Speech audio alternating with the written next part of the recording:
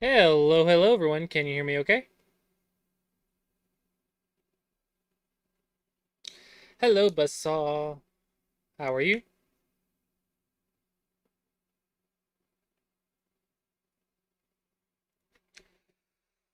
Hopefully everyone can hear me okay. Actually might change this chat box a little bit.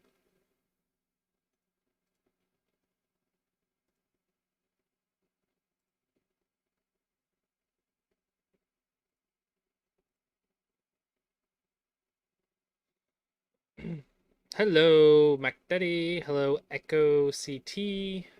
Hello, YouTube, and hello, Twitch. So funny enough, I actually got it set up to go to YouTube pretty easily, but I'm having a lot of trouble with YouTube live chat, because apparently every single live stream has its own blasted unique chat, which is very inconvenient when you're trying to set it up as a source and read it and everything else. So yeah, that's a thing. However, it is going. It is working. I technically got it set up today. It's a little more setup. And I'm looking for others. I'm looking for ways to make it a little bit easier. But it works, and we are including YouTube. And I made the stream look hopefully a little bit better today, just a tad bit. So yeah, that's what it looks like with the Go board. So hopefully it looks slightly better. Still a lot of room for improvement. Like the chat looks really messy right now. Um, but one thing at a time, one day at a time. One thing at a time, one day at a time, and we'll get it going. Yeah, welcome everyone. Today we have the Clossi Approach series recording. This should be game 4 for 19 to 15Q, I believe. So do we have any 19 to 15Qs in chat?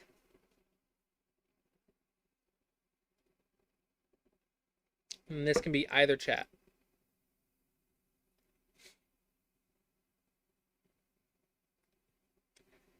Nineteen to 15Qs in either chat. Just need to be on OGS. It's kind of the only requirement, because it's the only scene I have set up as OGS.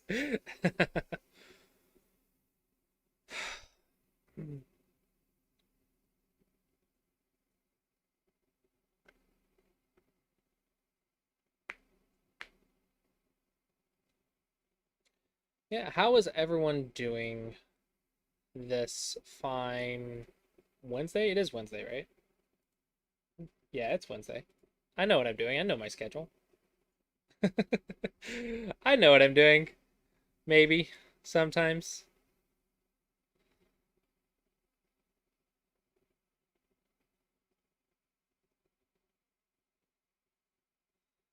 Sometimes. Have I played Conquest of Go? No. I heard it wasn't worth the money. It was okay, but I heard it wasn't worth the money. So I just didn't bother. It didn't exactly do what I was thinking it was gonna do. Uh, from what I heard. So, no, I have not played it.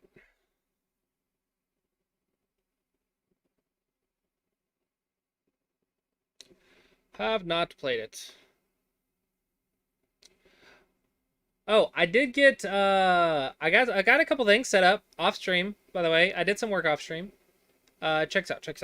While we're waiting on I'm still waiting for a 19Q to 15Q. Um I got a website-ish set up because it comes with the multi-stream. Oh, thank you for the follow. All right.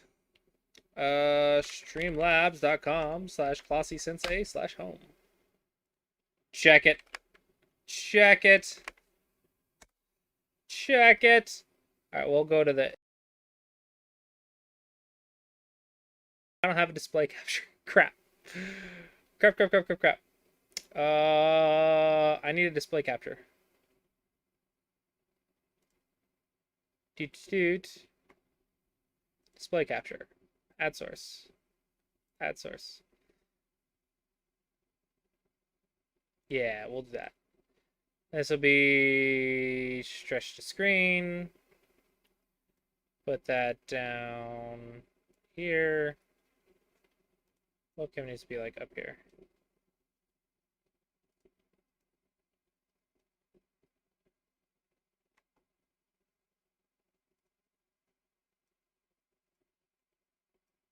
There we go.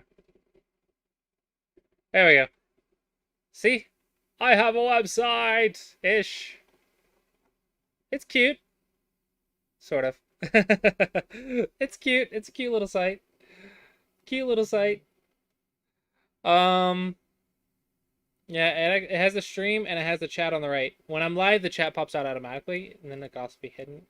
It's a cute little thing. And since it came with it, I went ahead and set it up. And I even put the Clossi approach on here. Clossi approach. The whole thing.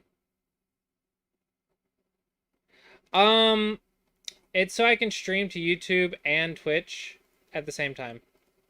Because I'm trying to reach more double-digit Q players. Double windows open? What?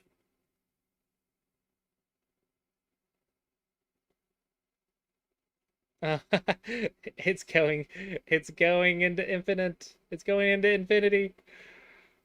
All right. The delay's not too bad. I think I have like a 2-second delay. That's pretty good. I can see how many viewers I have. Cool. But yeah. I also made the logo merch. I know a lot of people, some people were like merch. I tried to narrow it down to something simpler. So I have like the Clossi shirt that I was wearing yesterday. I want to get this hoodie. I want to get me a hoodie. I also already have this mug. This mug is just boop boop. So I got me merch set up. I thought simpler merch would be better than like a bunch of different merch. So that's what I did for this one. Anyway, it's a cute little site. Have we played already, MacDaddy? Oh, thank you for the follow. It's too small. I can't read it. I need to like make that bigger. Okay, I'm gonna make it bigger just because I can't read it.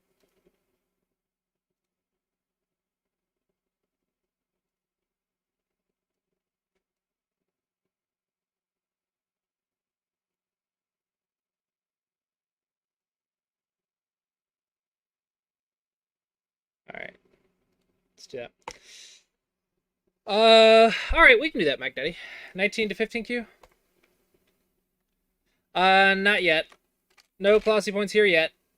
I've got to think of a way to reward people who have Clossi points, like to have them transfer or something. What I might do is like have a day where I let people like spend Clossi points to get Clossi points, and I'll just have both chats open and I'll give it to them manually or something. I don't know. I don't know. I don't know. I don't know. But I don't want you guys to just like I don't want anyone who has benefits from the other channel to lose any of their benefits. So if you're a sub, you can join from the Discord still. If you have Clossi points, then like I'm gonna try to get them transferable. But right now I'm trying to figure out if I even think it's a good idea to do this multi-stream stuff. I think it should be a good idea long term, but I haven't got a lot of viewers on YouTube at the moment. But I'm testing it out this week, so we'll see how it goes this week. Then I'll also hopefully get some feedback from some people on YouTube. Not sure. But yeah. Mostly I just need to try things to reach more double-digit Qs. Oh, you're 10Q. 10Q is a little strong. We're not at 10Q yet. We're at 19Q to 15Q. 10Q is a little strong.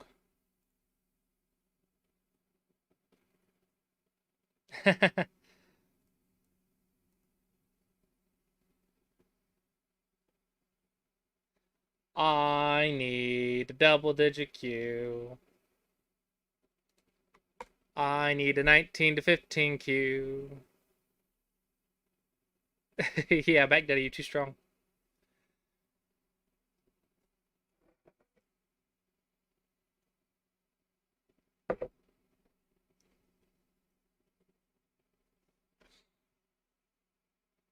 Hello, Faithy. Yep, it's a channel so I can stream to YouTube at the same time as Twitch.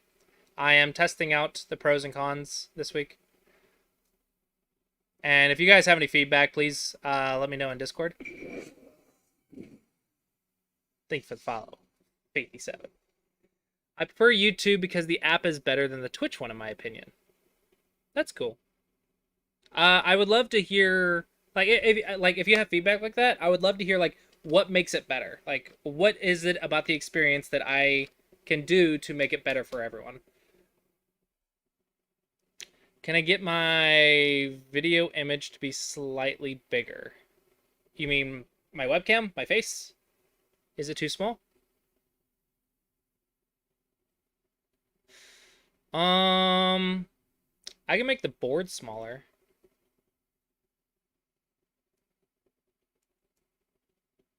So I can do that. But it kind of throws everything else off. But if I do that, I haven't played 19 by 19 yet. That might be slightly too low level because we just finished the small boards. We just finished the small boards. So I can do that and then let's see, where's the webcam? You can make the webcam bigger.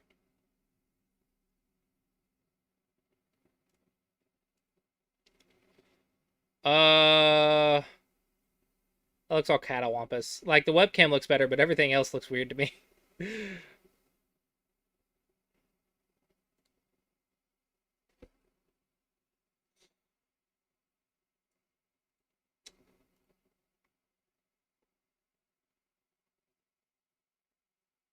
Yeah, I don't know.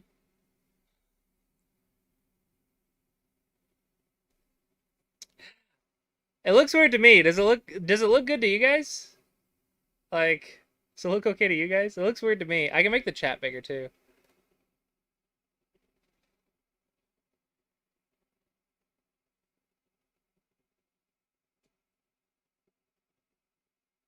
Yes, I am looking for a 15Q. If you have an OGS account and you're 19Q to 15Q, I'm looking for an opponent.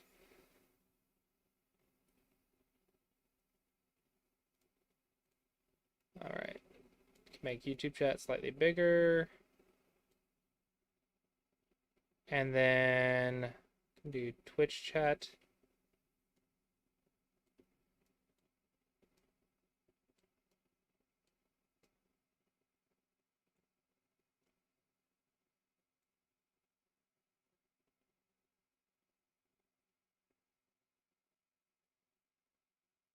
I can make the board bigger without rearranging. Yeah, I don't know. I gotta make the Twitch chat. I probably need to format the Twitch chat to have a background. That would make it easier to read. YouTube, I haven't figured out a good way to make that readable yet. I think Twitch chat, let's see.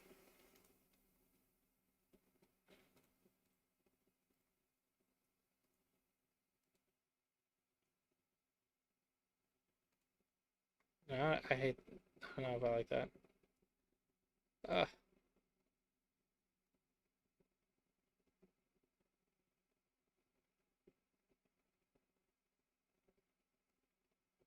there, that should be a little better for Twitch chat. Challenge received. Are you Rogue Flow, Logan? Let's see. Rogue Flow 15Q. Okay, so open the profile. So I'm going to deny that one. We have our own. We have to set up our own thing. Okay. This is going to be challenge. This will be 10 minutes. Color will be random. Comey will be 6.5 because it just doesn't matter. We're just playing with our basics. Will be not ranked. This will be a Clossi approach series video. 19 by 19, no handicap. Rules will be Japanese. Game speed live. Yep, yep, yep. All right. I'm going to send the challenge and then pause it, and then we're going to try to make everything. Nephew of the Emperor, thank you for the follow. Game started. All right, we're going to pause Game game. paused. Okay. Can everyone see the board okay? Um...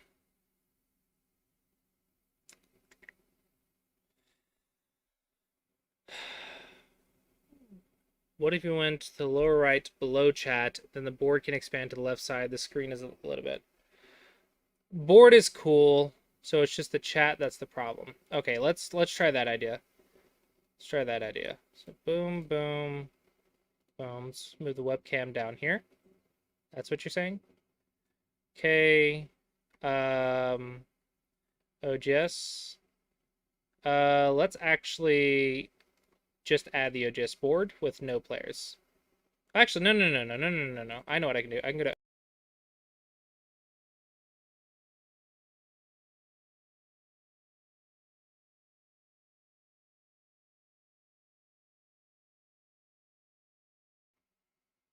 all right, and now I do that, and then boom, boom. All right, now there's that. Now let's move this chat right here, make that bigger. Move, no, keep that on there. Move the whole webcam object right here, and then, and then, and then this chat right here, but let's edit the font. Let's make it like 40. What if I go like 53? There we go. There we go. How does that look?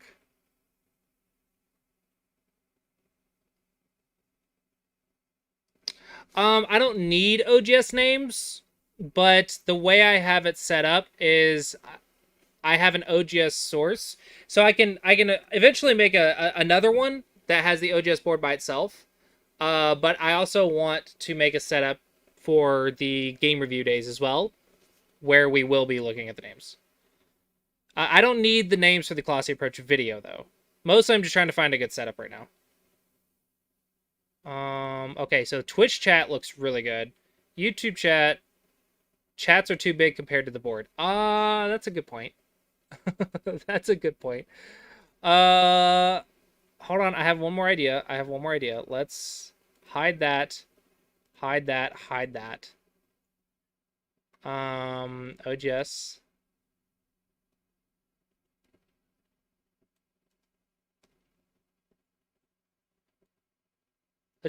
Let's just go max. Boom, boom.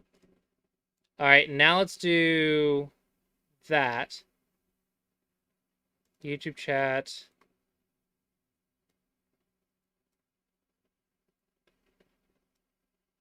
Like that. And then chat box, move that up to be with the YouTube chat. Like that. Yeah. Unfortunately, I don't have a good solution for YouTube yet. Because YouTube is just a browser source. So I can't actually edit it very easily. Maybe I can cheat. Maybe I can cheat. Let's do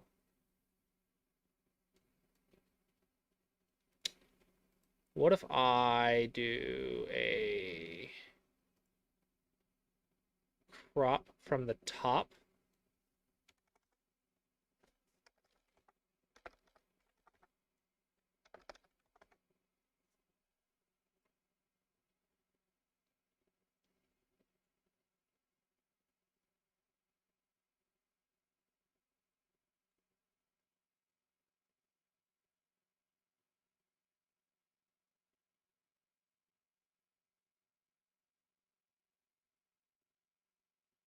We'll have chat going into chat.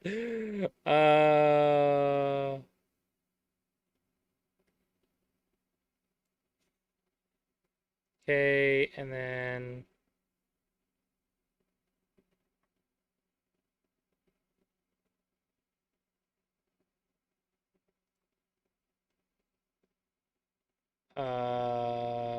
filters plus.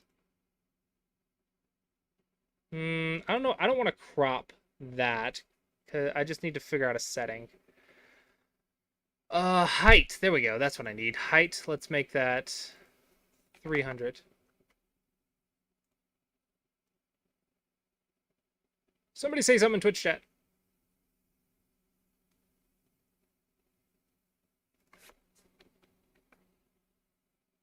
Yeah, yeah, yeah. There we go. There we go.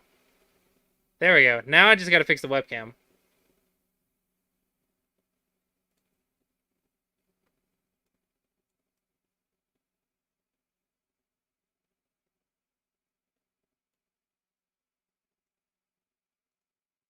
Oh, it's so close. Come on. Stop. Stop doing that. But the webcam's small now. Is that okay?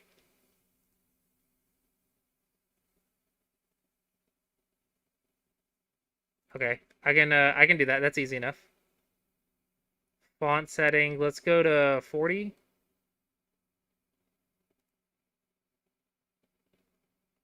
Okay, is this good? The webcam looks really small compared to everything else. All right, let's see if we can squeeze a little bit more out of this.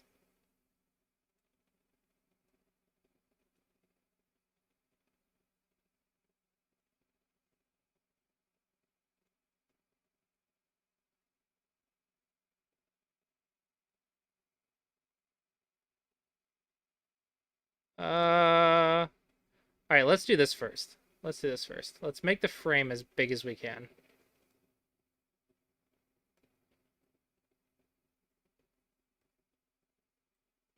Okay. Now let's do that.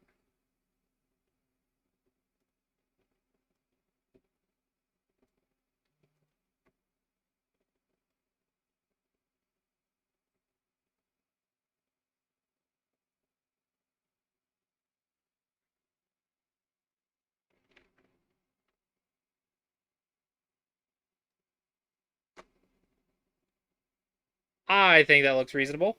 Oh crap, the left. Fudge. Uh, don't. Ah, too much.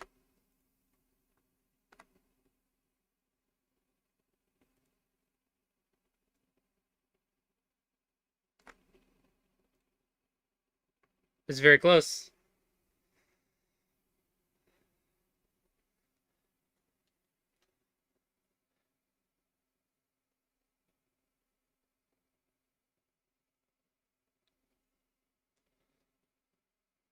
All right.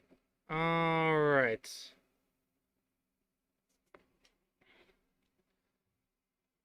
All right. Does that look good, or should I move the chats? Let me actually chat box. I can lower the font a little bit more. 33. Beep.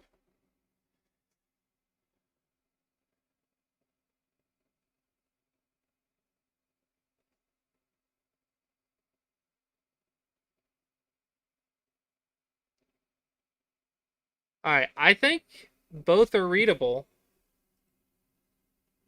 Create output projector. Let's full screen that. Um, it looks clean. Not perfect, but it looks good.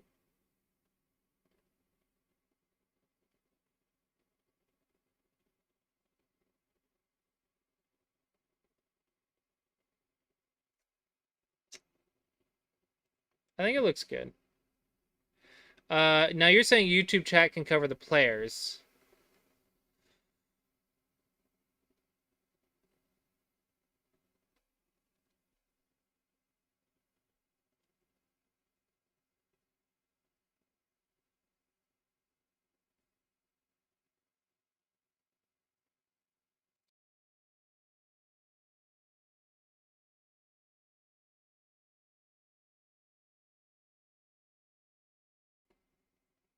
Now you're saying like that, and then move the live chat.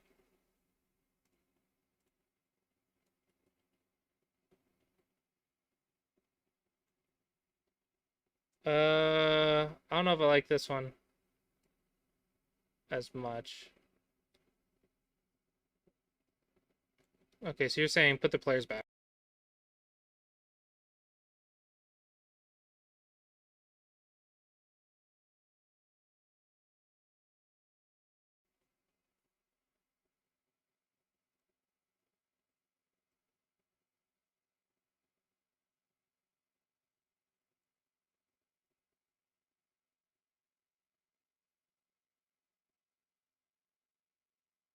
Just YouTube on the left.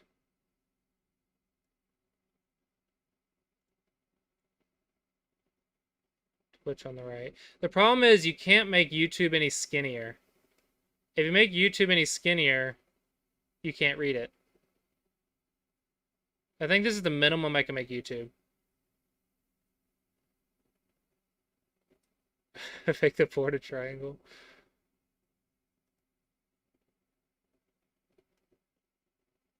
Oh, what do I do with the chat?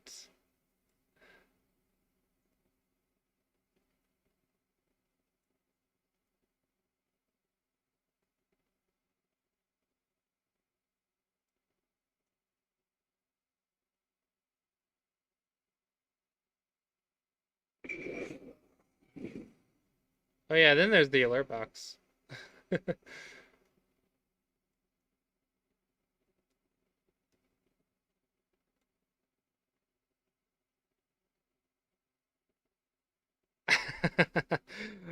Oh no, you could do that. You know you can do that, right? Like check it. Check it. Custom um background color. You could totally do that. And then chroma key it. Like you could totally do that.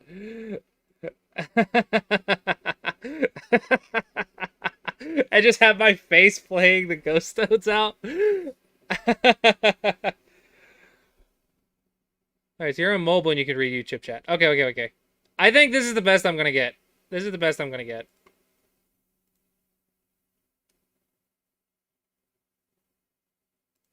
And let's add one little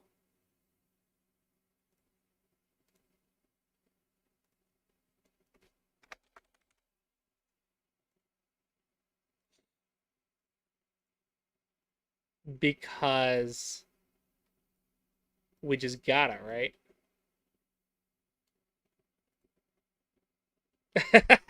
There you go. I fixed the dead space.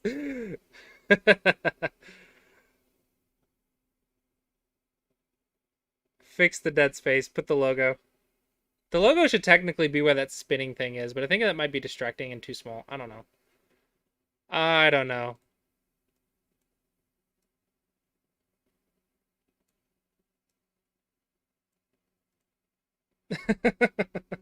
It's cute.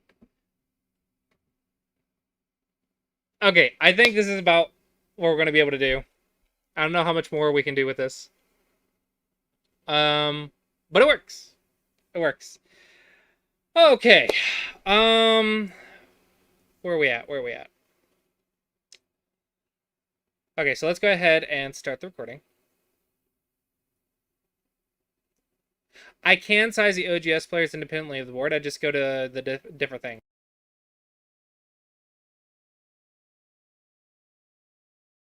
Like on that scene, like I have a scene for the OGS board and players. It's just a matter of like what I want the ratios to be. Right now, I just don't know what I want the ratios to be, right? But I can do that. Like, it's not hard. I just don't know what I want to do with it. All right.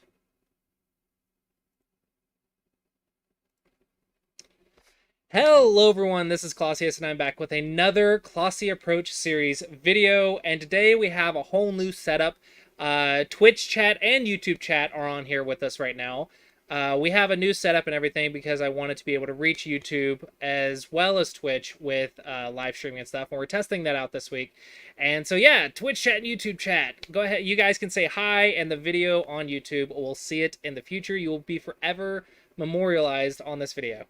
So we do have a volunteer, Rogue Flo. Thank you so much for playing, and we're going to continue with our Clossi approach to 19Q and 15Q. Again, 19Q to 17Q is just defense, make your base, watch your cutting points, run away, and big moves. And the only really offense timing, thank you for the follow, Villicom. The only really offense timing that we have will be for when they're in our area.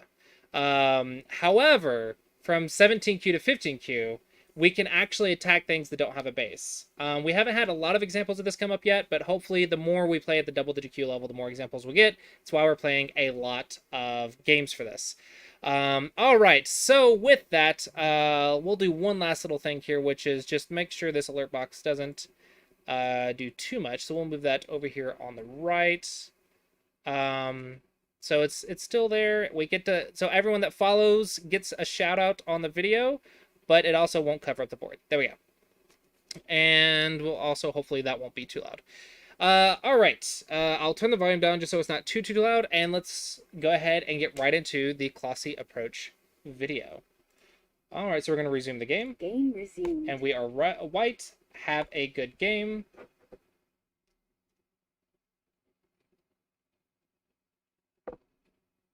Oh, he said playing on phone during my lunch break. Hopefully his lunch break isn't over.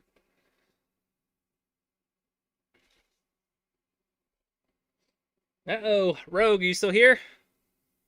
We didn't take too long setting up. Oh, there we go. There we go. We're still good. We're still good. He's back. We're good. We're ready to go.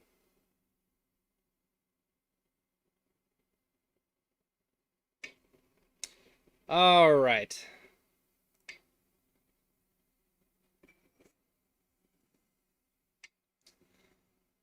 Okay, and let's see. We can do star point and 3-4 point. I like to do the opposite of what they do, so I'll just go star point. So open corners first. All right, now open sides. So we have actually three. We have the top, left, and the bottom. Okay, so how do we decide between? Okay, so the top and the left are exactly the same. It's both on the fourth line. The distance is the same. The only tricky one is a Shamari. Right? So if it was just a 3-4 point, a fourth line and a fourth line is better. So if you have the same distance, like the wider distance, of course, we want to go for the wider distance.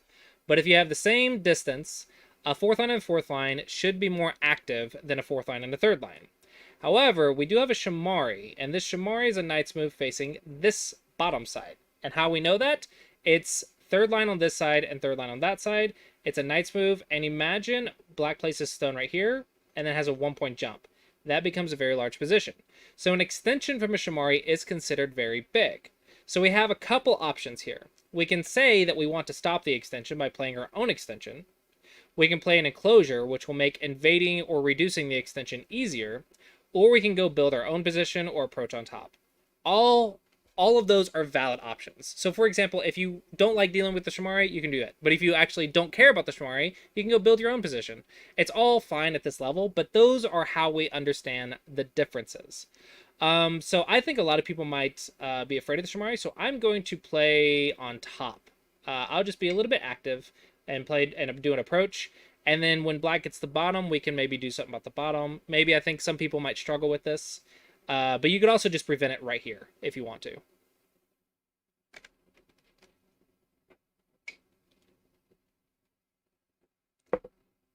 All right, we're going to play our double-digit Q Joseki, which is the slide. At single-digit Q, we're going to start playing the attachment, but I don't advise that at double-digit Q. I don't know why, but all of my chat and students kept messing that up at double-digit Q.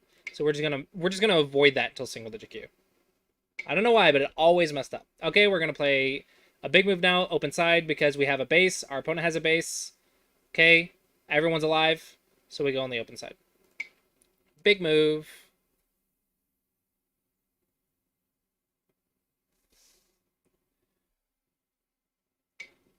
All right, so we have the bottom side. So now we're out of open sides. Every single side has an extension or an enclosure or a Joseki. So now we're going to go to the largest framework. Okay, so probably it's going to be blacks. And how do I know that? Well, I can just actually use a little bit of logic. So I have the left side, he has the right side. We on that fourth line, fourth line. I have an extension over here, and he has an extension over here. So it looks like white's is bigger, but white's is also on the third line, and his is on the fourth line. And fourth line is considered a little bit more active than the third. So it's arguable that black's position is bigger. But it's actually so close that you could literally just get away with a 1 point jump here or here to build up the top while reducing the right, and it actually would be just fine. So you can do this, but I know I wanted you guys to see how to deal with this. So let's go ahead and deal with blacks. So let's say black has the largest framework. Well, guess what? We have ways to deal with that. We can find the line of the influence and play like a shoulder hit. We can play a capping move. We can even do an invasion. Our invasion here would be approach a fourth line stone. We can invade over here, approach a fourth line stone. I think any of those would be quite normal. But since we have an influence versus influence game, let's go ahead and build while reducing. So if I go here, I'm not really building as much as if I go here. So black will get a little bit more, but I also get something. So I'm going to play a capping move. And this is not a perfect shape by any means, but it kind of follows our basic principles at this level. So I'm building my position while reducing his. So it's Moyo versus Moyo. You want to play on the biggest framework still, but if you can build while reducing, it's even better. But if you just played a shoulder hit, it's fine. It's just putting more emphasis on destroying theirs or making theirs smaller rather than building up yours. So it's a shoulder hit would be also fine here. But I like doing this sort of quote unquote multi-purpose. It's kind of like the only multi-purpose that we can do at this level.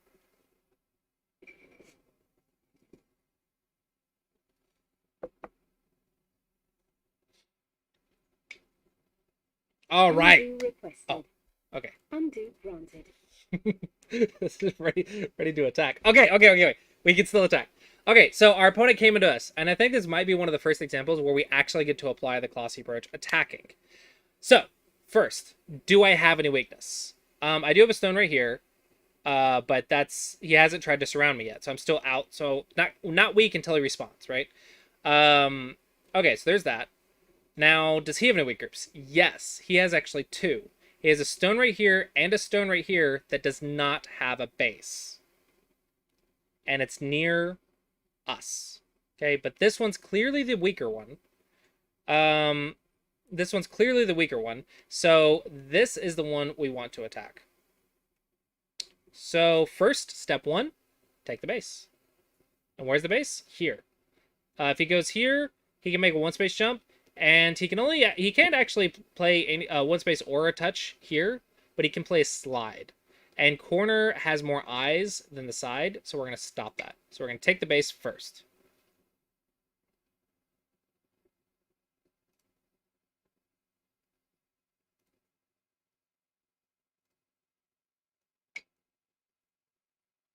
Okay. Now he's running away. So what do? Now, after we take the base, we do step 2 of the attack and defense, or the attack of the Clossi approach. We surround. Okay, the most obvious one is just a cap, but there's actually two options here. So when we are attacking, we're actually aiming to make profit or a positive exchange rate. So you could also get fourth line territory, and that's actually really profitable. Fourth line territory is really big. So if you just went here, jump, and then here, that's actually good profit. But I think more commonly we'll see capping moves. So let's go ahead and do that. And the way this works is we're actually aiming to get control of this area while black creates a dragon, which a dragon is a string of stones that have 0 value or almost zero value. So we're going to make black a dragon, and we're going to get thickness or influence.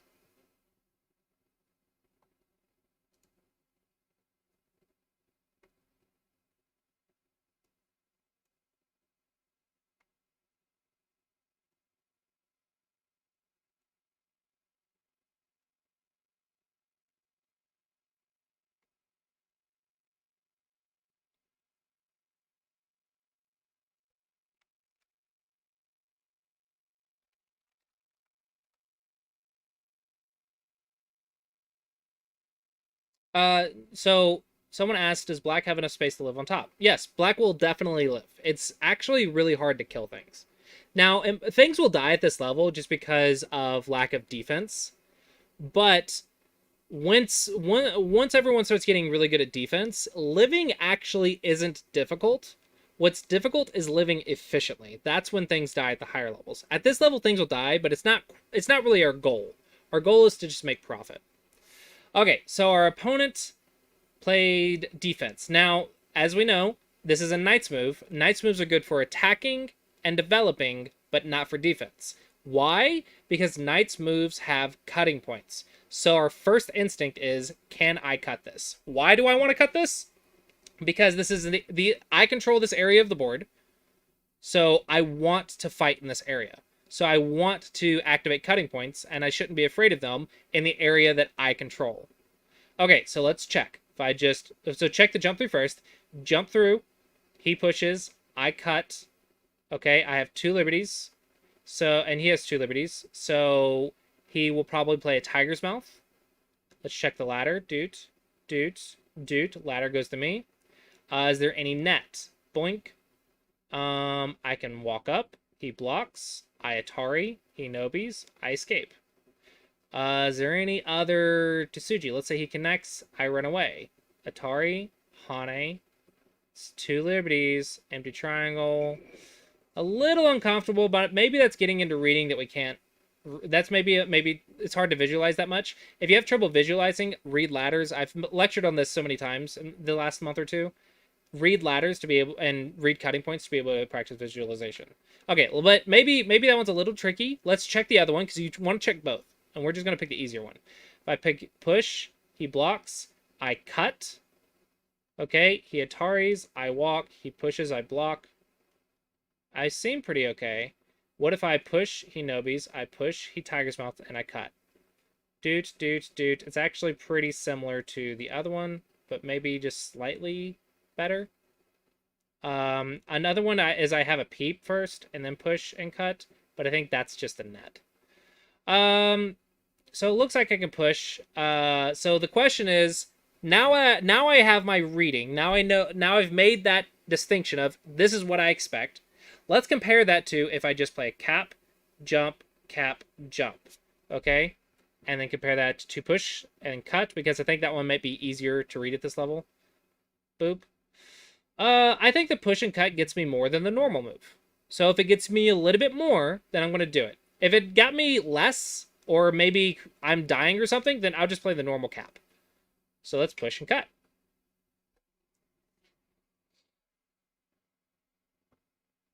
All right, and you see, I spend a good amount of time. Why do I, like, if you're going to spend time anywhere, spend time at the life and death and the cutting points. That's like the best time to take your time and practice reading. Right? And we do that hundreds and hundreds and hundreds of times. We play hundreds of games, and we do that like several times a game. Then we end up reading thousands of situations over a long span of time, and our reading gets really good. And then the more you do it, the faster you'll get at this. But it's just a matter of understanding, hey, knight's move, let's check it. And checks. Take the time to check it out. And don't just rush it. Don't play the first thing you see. Read multiple moves and compare. Which one helps you get the most profit? So in the Clossi approach, it's goal, instinct, read, judge. Okay? First, you establish your goal. My goal is I want to attack black and gain profit. Okay, I want to attack. I want to play offensive. Instinct. Check the cutting points of the knight's moves. Check the cap. That's my instinct. Read. Let's read what we expect to happen. And then judge which variation accomplishes my goal the best. Which variation helps me attack and gain profit the best. That is the 4 steps to making a really good move. It won't be the perfect move because we're not perfect players. We don't have perfect reading, but it'll be an okay move. It'll be a good move. All right, we're going to push. This is what we read.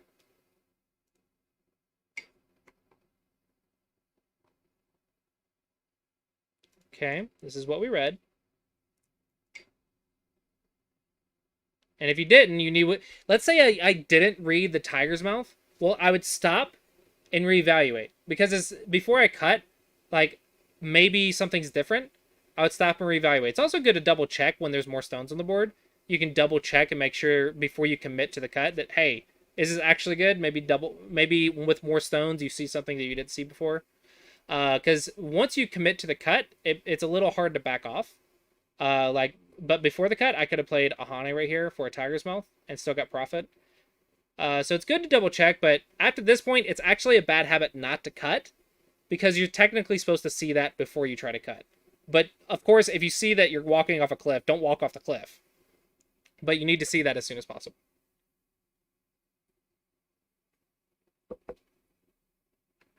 All right, now it's up to Black to figure out what he wants to do. Black has all the issues. We barely have any because this is our area. We control it. So we just activated a cut in our area. Okay.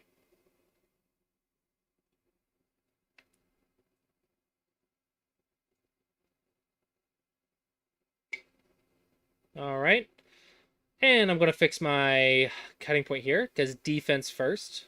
If Black pushes, he can cut. So my plan for if Black pushed was to Atari first and then Hane. And then if Black cuts and cuts, I actually get in trouble over here. But I thought maybe that would be a good lesson for, oh, something happened that I didn't expect. Well, we could handle that. But at this point, I clearly should be able to see push and cut now. So now I'm definitely going to fix it. Because maybe maybe it's hard to see other things going wrong without a lot of practice. But eventually you'll be able to see that as well. But right now, like, just read as much as you can and trust yourself. If mistakes happen, okay, take that into account next time. Learning how to read is about messing up, but trying it and then messing it up and then adding more and more and more accuracy.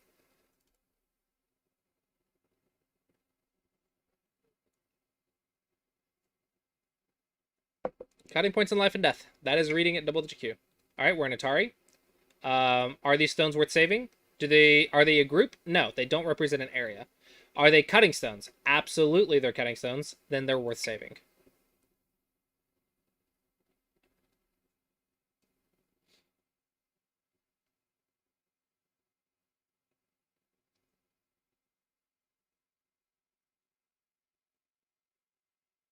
Yeah, so every single move, I'm just backing it up with logic. I'm thinking through my decisions. And eventually you want to get to the point where you can think through these very fast and then add on more time for reading.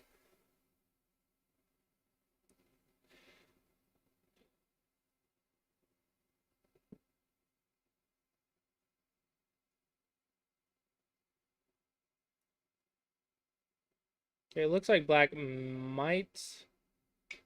Okay, maybe Black's trying to give these up. Okay, so first, 2-space jump. He's close to it, so let's check. If Black Hanes, I block. Black pushes, I block. Seems pretty good. What if he Hanes and then double Hanes? I Atari. He connects. I Atari. He Ataris. Okay, it's second and third line reading. So we learned that from the small board. Hane, Hane, double Hane, Atari, boom, Atari, Atari. Take, push, block, 1-2 liberties to 1-2-3 liberties. Seems okay.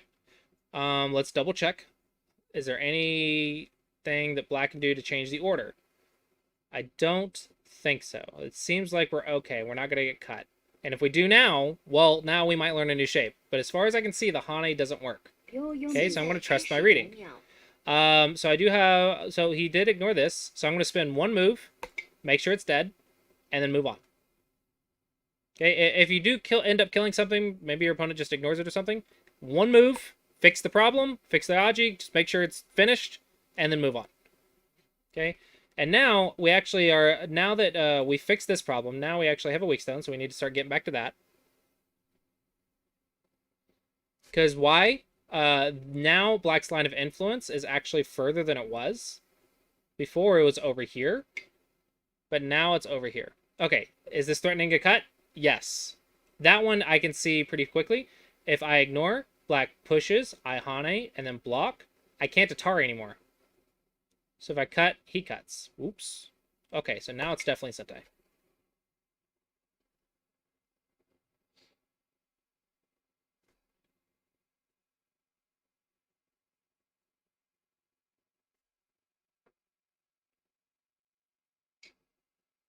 All right, 1 point jump to 1 point jump. Locally, whoever wedges first will have the locally better shape, but weak groups are urgent and urgent before big.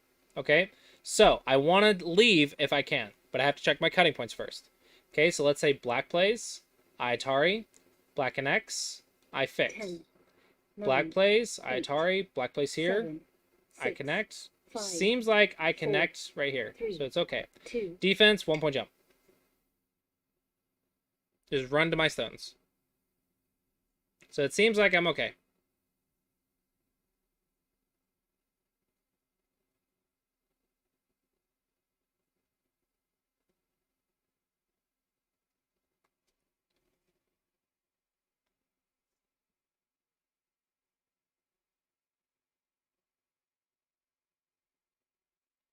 All right. What will black do? What will black do? So right now we're kind of in defense, and it looks like we're getting out of line, but black might push us one more. But it looks like we're helping our group. 1 point jumps are pretty nice.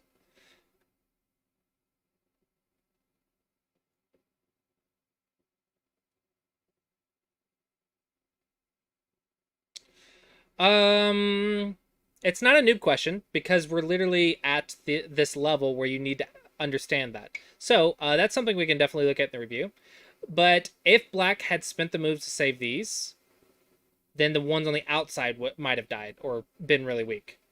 So yeah, it looks like I didn't get a lot on the outside because I got a lot on the inside.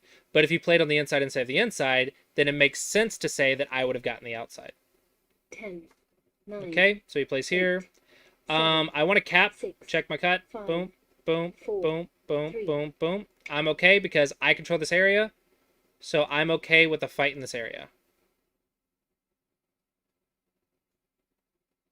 And I cap to build this area. Also helps my weak group. But a 1 point jump could have also been okay. But I think this just is a better relationship if it works.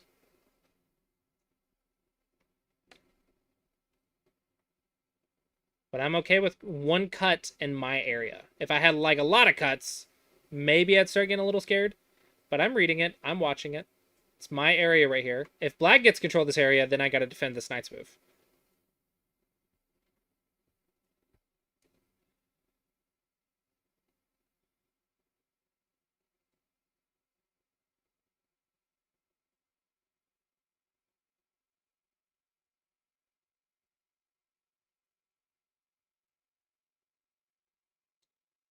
All right. What's his plan? What's his plan?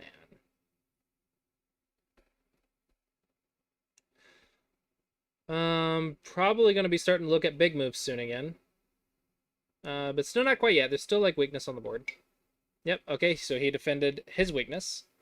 So he has a base. I'm connected. I have a cutting point right here, but this cutting point starts a fight in this area, and I control this area. So I'm okay with a fight in this area. I actually want to fight in this area. So I want to be cut here. I want to start a fight here. 10, Okay, so I'm not going to defend 9, it.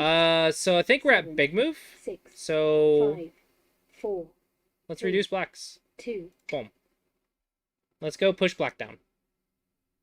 Let's push this black position. Okay, stay connected, push black.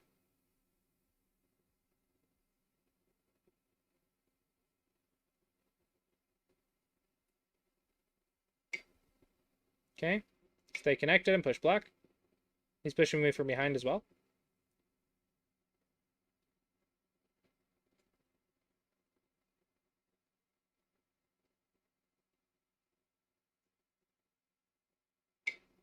All right. So he is trying to reduce. I think this is worth blocking because remember, this cutting point is okay because I control this area. But if he controls this area and destroys it, now the cutting point's dangerous. So I think it's worth blocking. It's also 7th line territory, so it's pretty big. I'm pretty happy with 7th line territory. He also still hasn't blocked the bottom. But I think this is almost urgent. Like, yeah, maybe his area is slightly bigger, but this was also has to do with defense. So I would have considered J11. So trying to cut the stone. J11 makes sense if we're trying to attack the stone. So on the left, if we push the stone left, it would work, but you on the right, we don't control the right side yet. So it's not quite worth it yet. Okay, so I blocked, so I can keep walking in.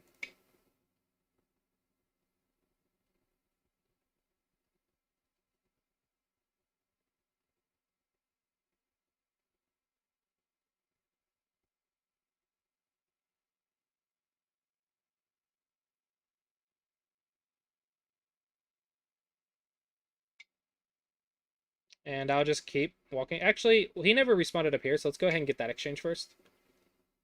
Because wedging, the 1 point jump to 1 point jump, whoever wedges first gets the better shape. And this one's also Sente because of the 2 cutting points. So just, it's free, so just do it.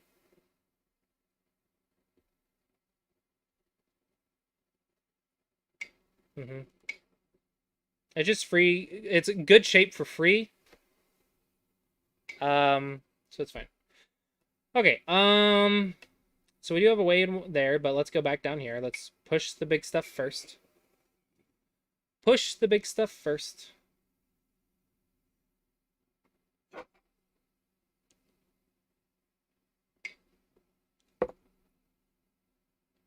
Push.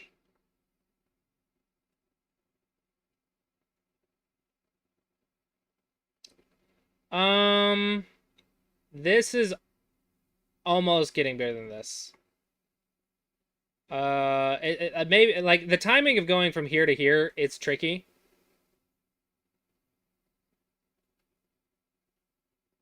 I played the empty triangle because it's connected. I'm considering it like a Nobi.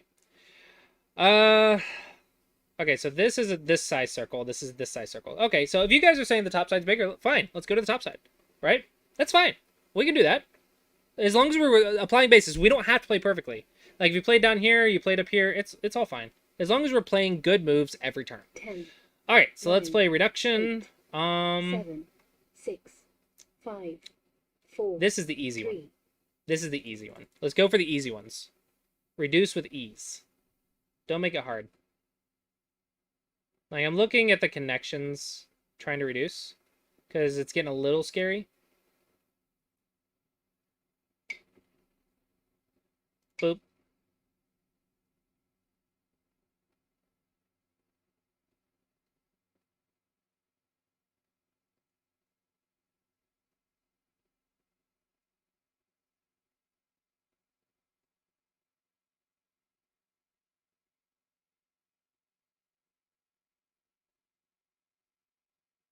So up here, I think actually we're not going to be able to reduce right here. I think the connections back is probably going to be above this level. So probably I'm going to have to play like a 1 point jump because I want to reduce in a solid way.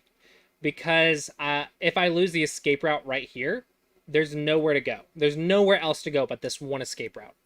10. So I'm gonna probably 9. stay connected up there or down there.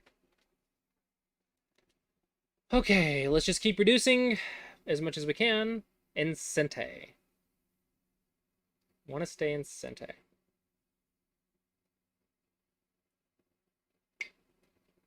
Okay, and we're just gonna push as much as we can in Sente. Okay.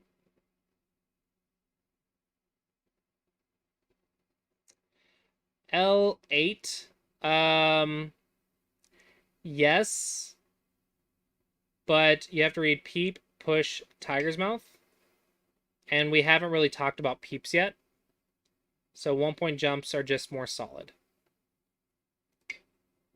But if you read L8 and saw L8 is connected, play it. Okay? The point isn't to play the best move. The point is to have good habits of checking our connections while we're pushing this area. So if you see L8 and you see it's connected and you see it's one line further than the 1 point jump, then you can play it. Okay, we're just gonna keep walking.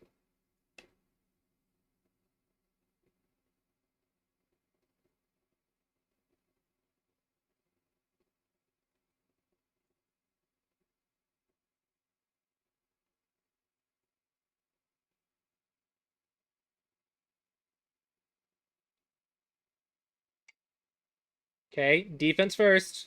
Cutting point. Defense first. I don't care if he's dying over here. I'm playing defense first. I don't want to die. Undo requested. Yep, it's okay. Undo granted.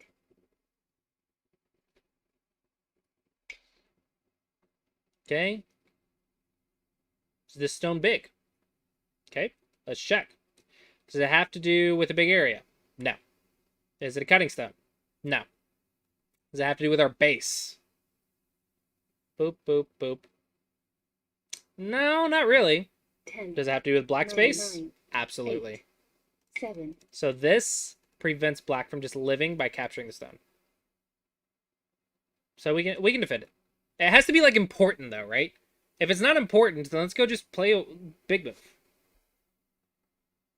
So arguably, this has to do with black's eye space. Now, there's other arguments here, so this is probably still small. But just, more reasons to think about. Okay. Are we in endgame yet? This is almost the size of a square, right? Starting endgame is very 10, big. 9, 8, 7. So if it's close, I'm going to make a 5, judgment call that 4, it's endgame. 3, 2. All right, second line Sente. Second line Sente. Because starting Yosei is probably worth like 10 points or 20 points at this level. Like, it's an unfair advantage. So if you know that the center is smaller than one quadrant and you start Yosei, if you can identify the starting point of Yosei accurately, it's probably worth like an entire rank. Probably worth several ranks, honestly.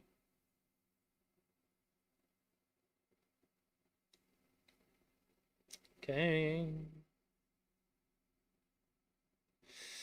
E2 is not Sente if black has a base. However, with this cutting point right here, it's arguable that E2 threatens a base. So E2 is ignorable if it has nothing to do with someone's base. So before E2, if we ignored it and like maybe made a massive center, then of 10, course this is just too 9, small. 8. But the timing for it is technically, if it has nothing to do with the base, then we should not respond to it. We should go play the biggest framework. And this usually isn't the biggest framework. Now, there are exceptions. Like, for example, if you can count the exchange rate of this at like 2Q plus, then you can definitely prove or disprove the timing of it. But we cannot count at this level. So we have to use some theories. Okay.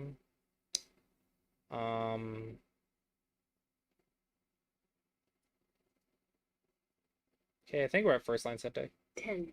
Boop. Second line Sente, then first line Sente.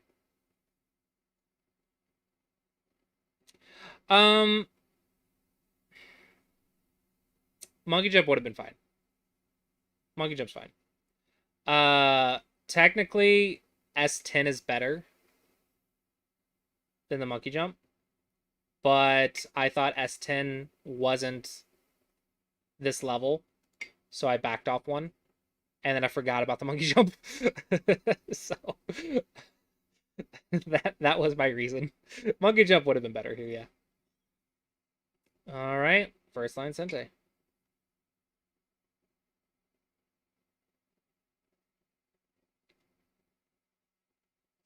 Monkey jump might have been better than the here as well, but I'm wondering if black blocked if I could Hane and live on the inside.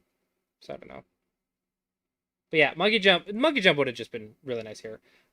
What's cool actually is you can probably go for a big monkey. So you actually could have probably gone to T9. I don't think it's cuttable. So you go as far as you can without getting cut. I think you could have gone as far as T9. All right. This is not Sente because we will have a cut afterwards. 9, This is 8, okay because if he pushes, we just 7, lose one stone. 6, So now let's push the borders. So 3, 2, that one, because that's a big area. I really want just one move here, then I can do that. But it's fine. Either one. Doesn't matter. Doesn't matter. Alright, let's push here. Sente is big. Yosei is big. Alright, we can Hana here, because this is Sente. So connect, connect, block, and then first line. Oh, plus cutting points.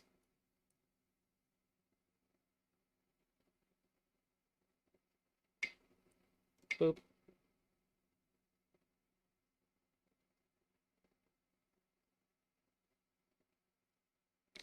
Just simple shapes. I think staying connected is like so useful.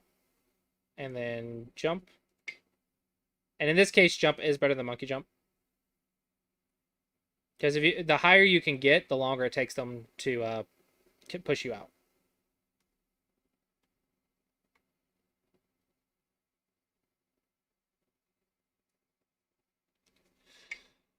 Boop, boop, boop. No B. Threaten the monkey or the small monkey.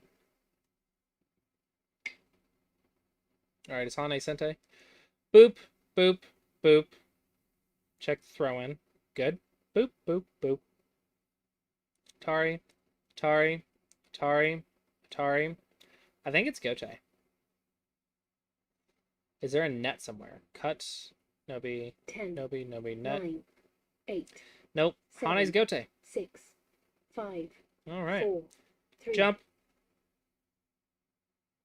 Yeah, the Knight's Move is a small monkey.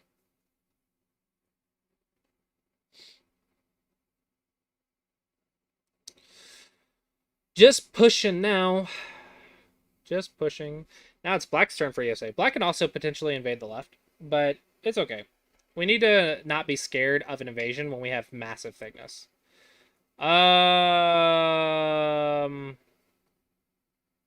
Okay. I think most people will respond to this, so I'm going to respond to this.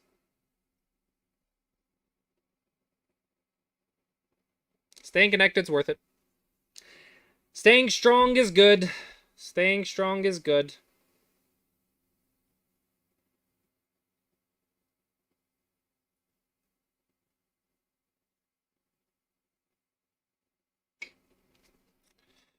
All right, and I can 1-point jump, wedge, Tari there, connect, cut, Tari. Good. Check your cutting points. Check your cutting points. If the cut works, then just Nobi. But check your cutting points. Check your cutting points. Super, super important.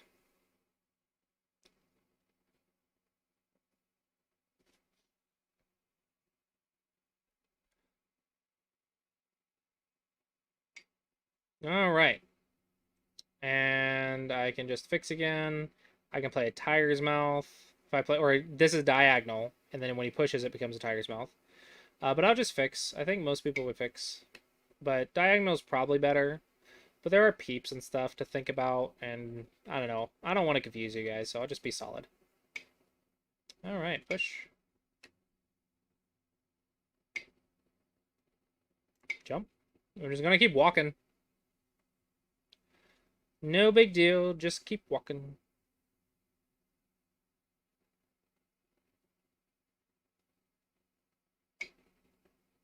Bamboo.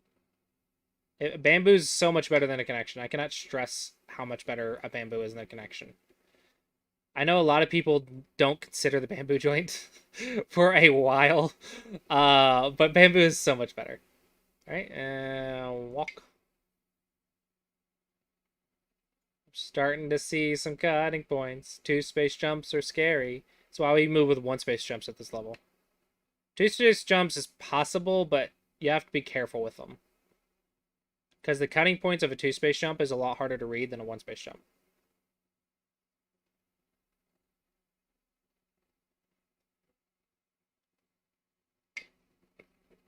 Ooh, defense first. Boink. Defense first.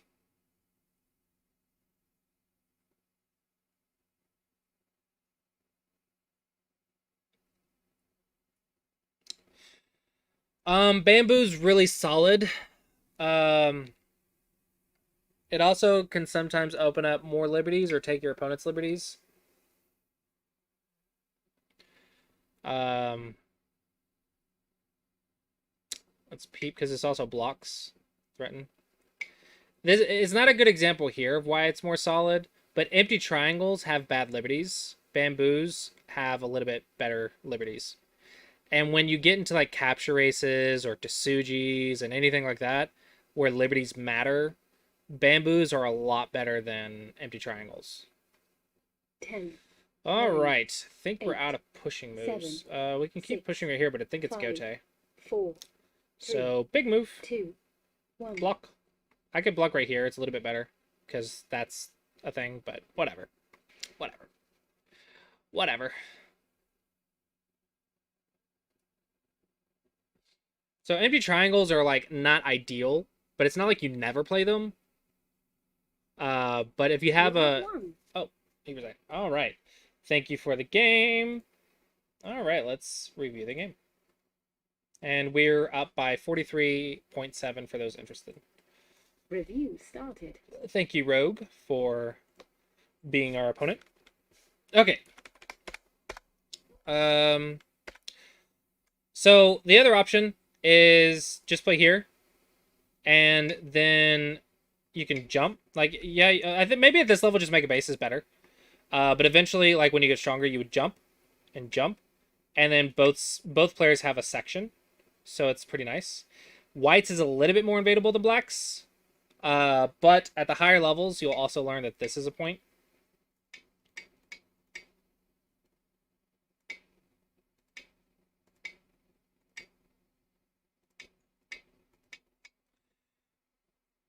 That's a sequence, so you can make life in there. And then there's also Aji right here. Okay. Don't worry about remembering this. Okay, it's not important. The important thing is that is an okay sequence because there's invasions on both. There's Aji on both sides.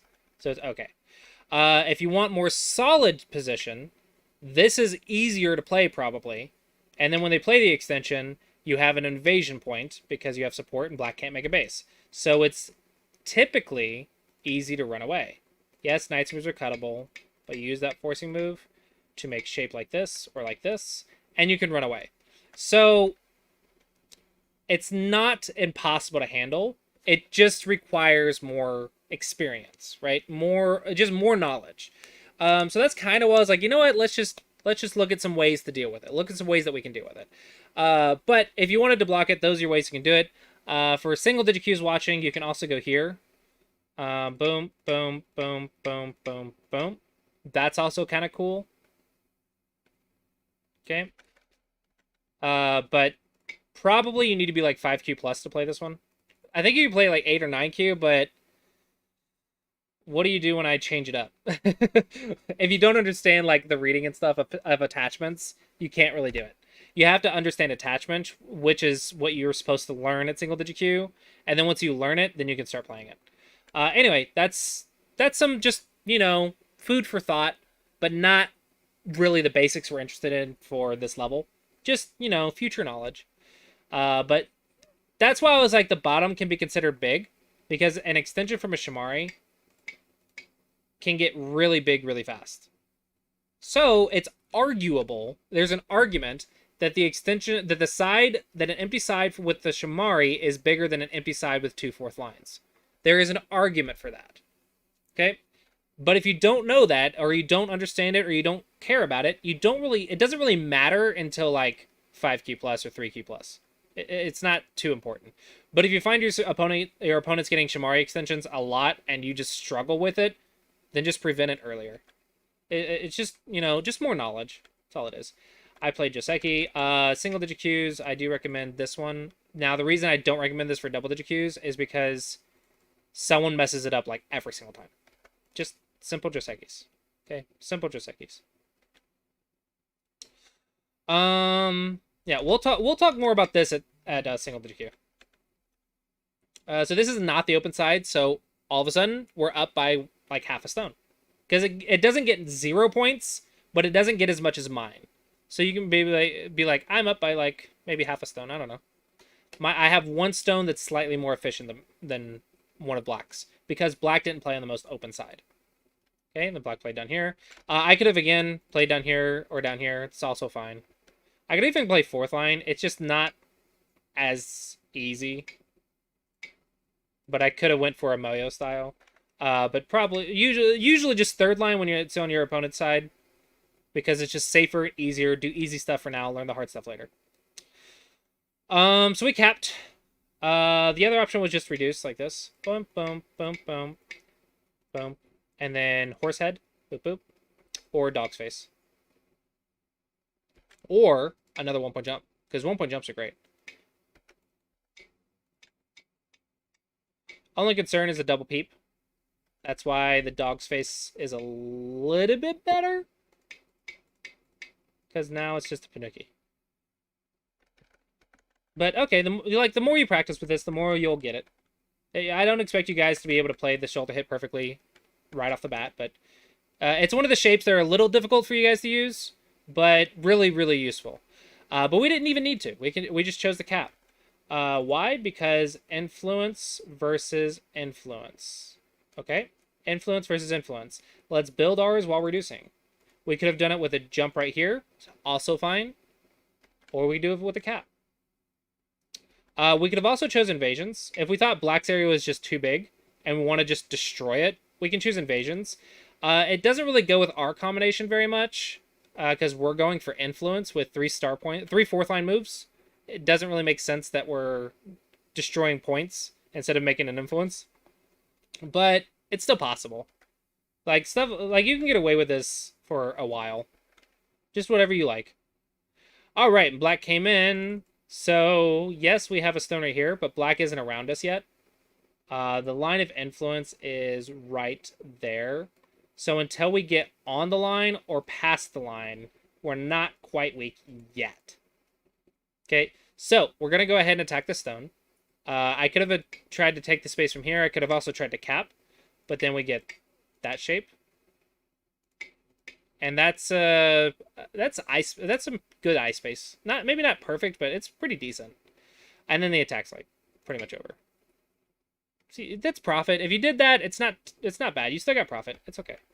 But I unsettle first, and there are eyes in the corners. Like there's 3/3 invasion. There's a slide. So there are eyes in the corner. So I just took that, and then Black could make some ice space right here. Then we jump, or cap. Run, cap, defense, cap, run, big move. That's also fine, right? Just make profit. There's many ways to do it. Many ways to do it. And we chose just a cap right here. That's fine. I wouldn't play here because Black gets another stone. This is not a efficient base. It's a small base. So I wouldn't play right there.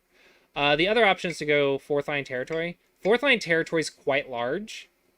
Technically the style focuses more on influence than fourth line territory, but this is pretty large. Like fourth line points are nothing to laugh at. It's pretty big. And then any time if Black just ignores, there's still a cap. So, and then if your opponent tries to invade, well, guess what? Now he has 2 weak groups. Now it's really dangerous for Black. So it's fine. So we went here. Black played a Knight's move, and again, we always check the Knight's moves. So I'll show you guys a couple things what I was reading. First, I did check the peep, and then, well, I know I mentioned this at some point. And there was a net, so that just didn't work. So jump through is the first thing you check. Jump through the Knight. Boop, boop. Tari, check the ladder. Ladder works for us. Then check any sort of counter. Boom, boom, boom. Boom, boom. Connect. This point, I'm like, okay, doot. I was like, I can survive. It just cost me the right side. Okay, but I wasn't sure if you guys can see that. I think that's too much for this level. The point is the ladder works for us, so you can get away with it. But maybe it gets to a risky route, so I was like, okay, let's compare it to this one. Nobi connect. that's just good for us. So black has to do something like this. And that looks pretty promising. Atari seems pretty okay. I think black's response to it with the Nobi was the best, because it leads to a similar sequence that we saw earlier. However, black missed the chance to cut. And this one is just a little bit better because of that. So it's actually a little bit more difficult for black to do, but black can sacrifice it and go here. Okay, so if this happens, sometimes this happens. Sometimes you read it, but you didn't read it far enough, or you didn't notice something else changed in your reading sequence. If that happens, it happens. Like, it's a learning experience. Like, oh crap, I thought my cut was good, but then all of a sudden my group died. Oops. Well, guess what? Sometimes that happens. So when that happens, you just stop, reevaluate, defense first, jump. Or maybe try to make your eye space and then jump, right? Just play defense. Play defense. Sometimes that happens. The other option was boop, boop, boop, boop. Pretty simple. Pretty easy profit. Pretty easy profit. However, we should not back down from starting a fight when we are in control of the area. If things go wrong, it just means we need to improve our reading. It doesn't mean we don't start the fight. So if you read that there's no good way to cut this, then you can cap. If you read that those problems, then of course don't do it. But if you don't see it, then why would you not cut? That's playing passively. Why would you not punish a bad shape if you see nothing wrong with it? That's passive play. Another way to attack a knight's move. This is a little bit higher level. This next thing is more single digit Q than double digit Q. But another way to attack a knight's move is to peep. So threaten the knight and then force him into a double peep. Now this one leads to a bad shape too, but sometimes it does work. So sometimes a double peep actually can work when the jump cuts don't. This is not a good example of it, but sometimes that's another option to consider. So, what were our options? First, we consider the jump. Then we consider the push and cut. We consider the cap, because that's just our basic attack. And then we also consider the peep and the other peep. Okay, 4 things to read. And we got a lot of sequences out of that. We got a lot of moves out of that. That's hard, right? That's a lot. Well, guess what? That is effective reading. What I didn't read was, if I go here and he goes here, do I go here? No.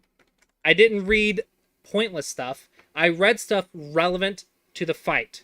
I read connections and surrounding.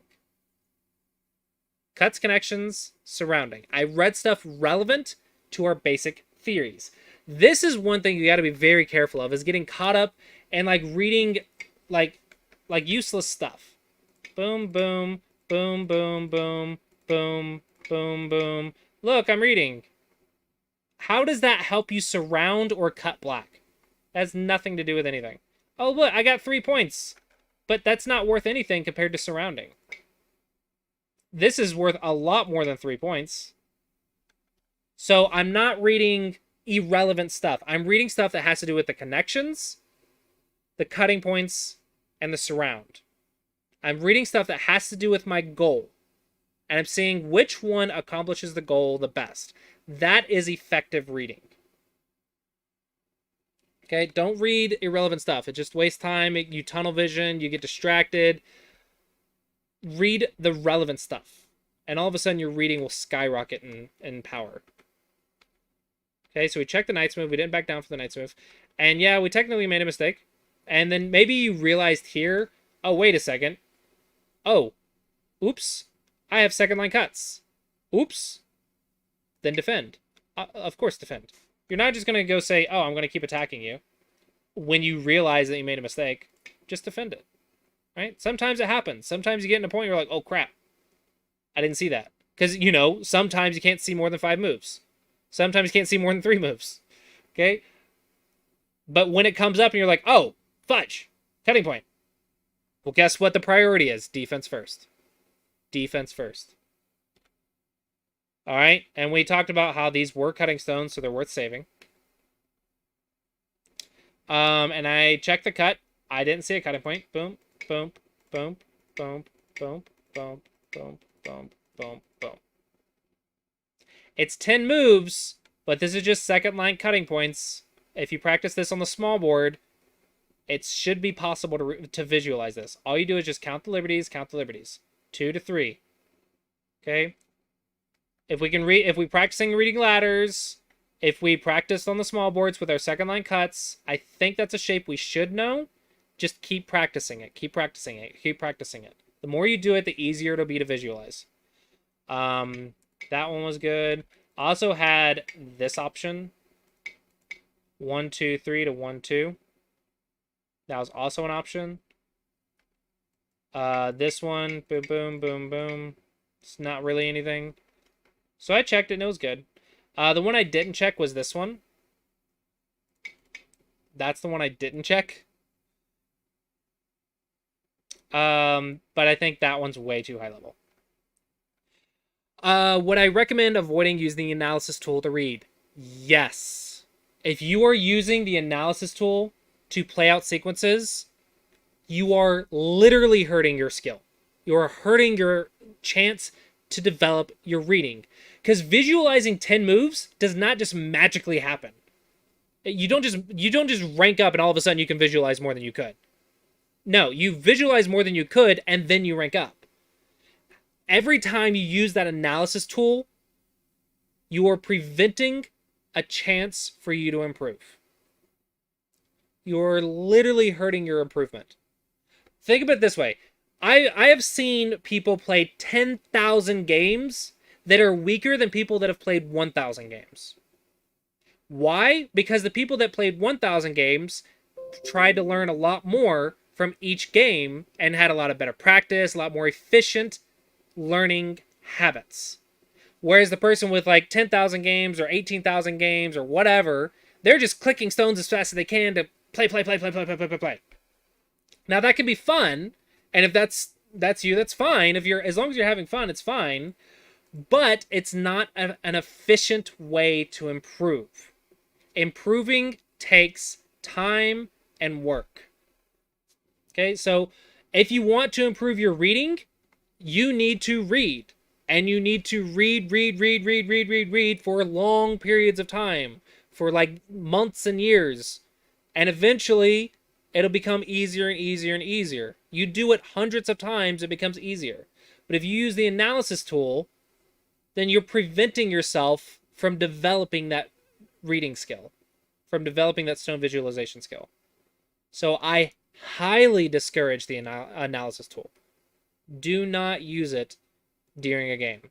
It's incredibly harmful to your improvement. Okay, so here, I checked. Boom, boom, boom. Oh, I can't do it. Oops. Boom, boom. Oops, I got cut. Okay, so defense first. Yes, I see a stone, but defense first. All right, and whoever wedges first has better shape. This is a good shape, but I have an urgent thing. Because remember, the line was over here? Well, now the line's right here. Now the line is right here, and this stone's weak. Okay, so I do have a weak group, which is urgent. But I had a weak group up top, so I defended first. Okay. So first I check, do I have any cuts locally? So boom, boom, boom, boom. Boom, boom, no cut.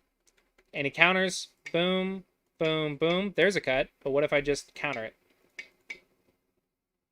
No cut. So I said, okay, I'm good. So I can go play the urgent move. If I couldn't, if I had a cut, if I had to play defense, then I'd play defense first. That's fine. But if it's just locally a good shape, then urgent first. Defense first. Now, someone asked a question about what if black had saved these 3 stones instead. Okay, so remember I said black saved the outside stone, so I got the inside. But if black had saved the inside stones, let's say black tried to make life. Okay. Well, then on the outside, I get the profit. That's kind of how it works with cutting. Is either you attack one side and profit, or you attack the other side and profit. That's why cutting is good. Because you're going to get profit one way or the other. That's why cutting in an area that you control should almost always go in your favor. Now, there are exceptions, and reading is definitely a factor.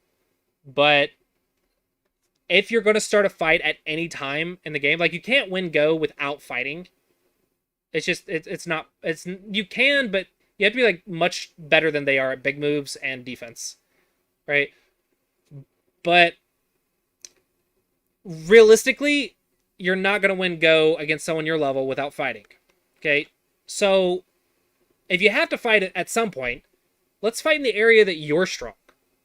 Let's fight the area where you have the advantage. I think that's a lot better of an idea if you fight in the area where you have the advantage, where you have strength.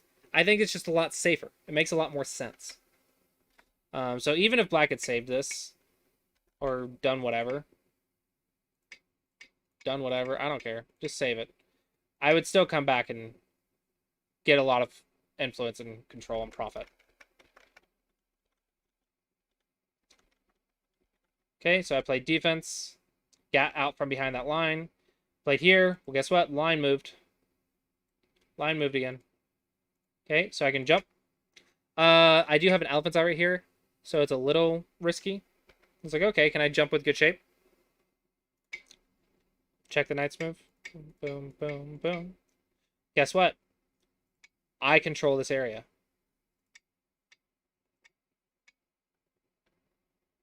Who's really the weak group? So I'm not afraid of starting a fight in this area. If you have played a jump, it's okay. You just have to fight here. And this fight is possible. A little difficult, but possible. So this is okay. It's not the end of the world. I just thought this one was better. All right, and I just pushed. Notice I didn't try to do anything fancy like this. Boom, boom, boom. Cutting point in my opponent's area. Very dangerous. I could consider an invasion. It will probably work. But I have more than Black. Like, if you look at my territory. Let's just look at that. Versus... It looks close. But if I keep pushing and then pushing, it looks like I'm up by a little bit. So this is kind of a judgment call, I guess. I don't need to invade to win. So why should I?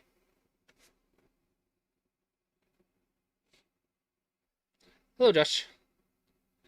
Why go down a risky invasion if I don't need to? Let's make the game easy for ourselves. Reducing versus invading. If reducing is easier than invading and it gives us the same chance to win, then I'm going to choose the easy one. Okay. Someone mentioned, what about cutting here? Okay, so we have to consider this like a reduction stone because this is my line of influence. He reduced. So technically, we would consider a cap here, right? They run away, blah, blah, blah. Okay. Cap here, they connect. Fight's over. Very possible. I won't say it's a bad idea. But notice how when Black played a reduction and you're capping it, you're also playing a reduction and have also been capped. So who's really attacking who here? It becomes difficult. Who's actually weak? Hard to say. Now, are there reading sequences to consider? Abso-freaking-lutely. But can we read at this level can we read all that at this level? It's a little difficult. So, I just blocked. I just defended his reduction. I thought I have enough. So you have two options. When someone reduces you, you have two options. You can kick them out, or you can just defend. If I have enough to win the game, I'm just going to defend. Okay, now just push. I fix. That's fine. The shape is here. And so now we actually get into one of the things that Black was struggling quite a bit with, which is how do I defend my borders? This is good to learn on the small board, but I guess it's also, you need practice on the big board too. But how do you defend your borders? Well, you watch the cutting points. So there's no cut here. It's a ladder. There is a cut here. So this is the cutting point that works. So defend the cutting point that works. Don't defend the one that doesn't work. Okay, here. You're getting cut. So this is an elephant's eye. The response to an elephant's eye is a knight's move. So you can go here, or you can go here. Now this one has 2 cutting points, but they're okay, but maybe it's hard to read. You could also just go here. Just block, and then block. Yeah, you lose the side, but both of your areas are secure with solid shapes.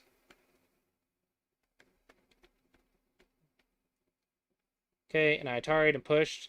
You try to cap here. Actually, the Hane is better, because Hane is good when your opponent has bad liberties. So boom, boom, Atari, boom, push, Atari, connect, fix your cut. This cut is a ladder, and also it is a net right here. Boom, boom. Oh, there's that net. So it's actually a net. And then this one is the push to the edge. Third line cuts from the 13 by 13. Okay, so those are the 2 ideas there. So Hane is really good compared to the cap when they have bad liberties. Okay. Here, you're not actually blocking. So this is a 1-point jump with a 3 liberty stone. You have to be very careful with 1-point jumps when one of your stones has only 3 liberties. Because when it has 4 liberties, you can squeeze and blah, blah, blah. But when it has 3 liberties, then the next move puts it down to 2 liberties, and 2 liberties have a lot of forcing moves. So boom, boom, boom, and boom, boom. It's kind of all white can get. I probably would leave here. Yeah, there's a cut, but it doesn't go anywhere.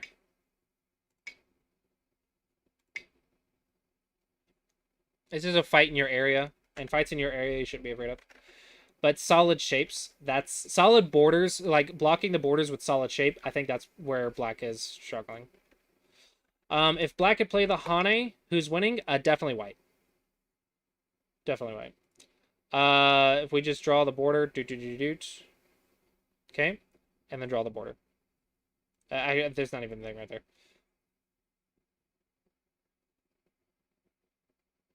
Okay.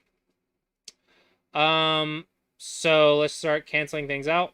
This top side is more than this bottom side. It cancels out all the bottom side because there's dead stones, which is double.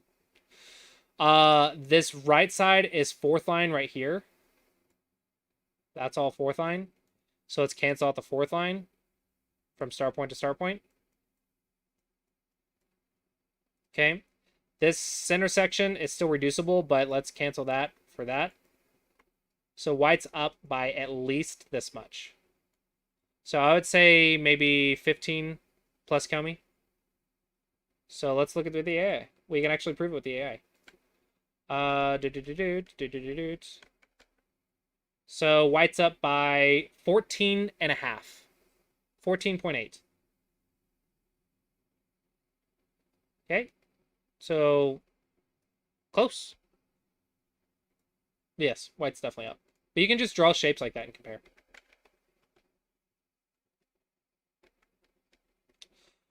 So here, yeah.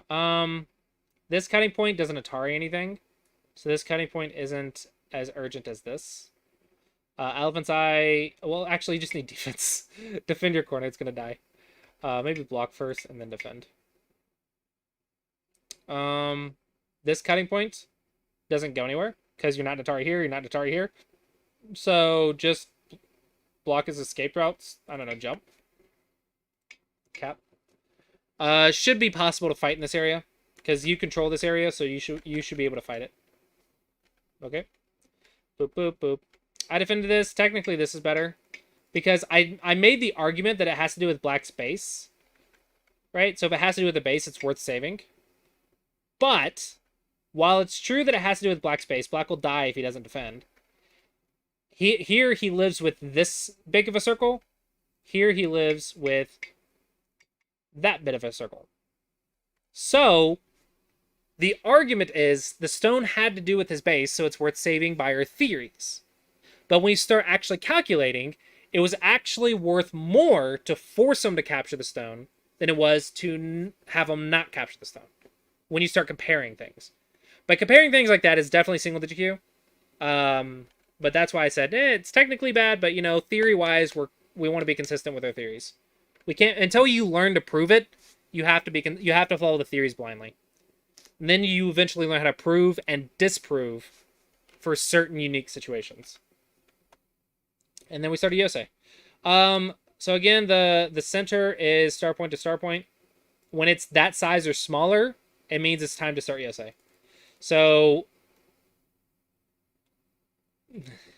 that's about how it was, because that's already blacks. I cannot reduce that. So that's how big it is. Compare that to this. It's about smaller. I think it's smaller.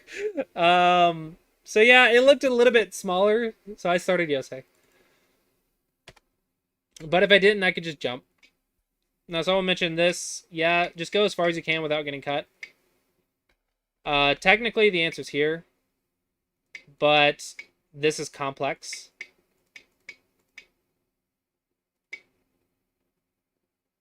Yeah, it gets complex very quickly.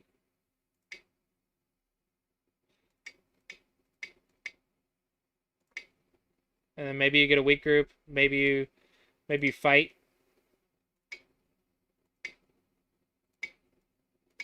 It gets complex really, really fast. So I was like, okay, that's just too much. It's too much. Just stay solid, simple, easy. 1-point jump is just my go-to for solid shapes. 1-point jumps are just really nice. 2-point jump can work here, but you have to be very careful with 2-point jumps, especially next to diagonals, because then maybe you have issues. Right? So just 1-point jumps are solid. 1-point jumps are good. This Knight's move definitely gets one line further, and it has a tiger's mouth, so it's also really solid. If you see it, of course you can play it. If you can go one line further and you're still connected, of course that's better. But if you're unsure and you just don't know, like the 1-point jump's the move to consider. 1-point jumps and diagonals. Knight's moves are not obvious. Knight's moves that have tiger's mouths are not obvious, but once you get them, you can use them too. Like the more shapes you know, the more you can use. Shapes and Josekis and stuff like that, and Tesujis, they're all tools. Okay? I start you guys off with simple tools. 1-point jumps, diagonals, caps, shoulder hits. I start you guys off with the easy tools. Learn how to use those tools effectively first. Learn how to use those tools well first. Then you can add on more tools. And when you have more tools, you'll have more ways to tackle the problem. And you just use the best tool for the job. But if you get too many tools and you don't know how to use any of them, then you just get confused and you're going to be using the wrong tool for the wrong job. So start with a few tools, learn those, learn the timings, learn the ins and outs, learn how they work. And then once you understand how to use those tools, then you can add on more tools, like 1 or 2 tools at a time, and you'll get better and better and better. All right, and then the rest is Yosei. We talked about the monkey jump here. It's actually quite nice. You can actually get right here. Like, reduce as far as you can without getting cut.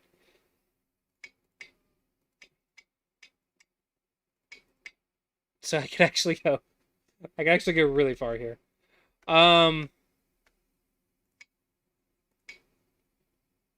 You can get really far. But yeah. It's fun to read stuff like that. But I was trying to keep it simple. Monkey jump just works. Monkey jump just works. But I was looking at this move. Because usually you go high if you can go high. If you can go high and low, usually you pick the high one. But I was looking at this.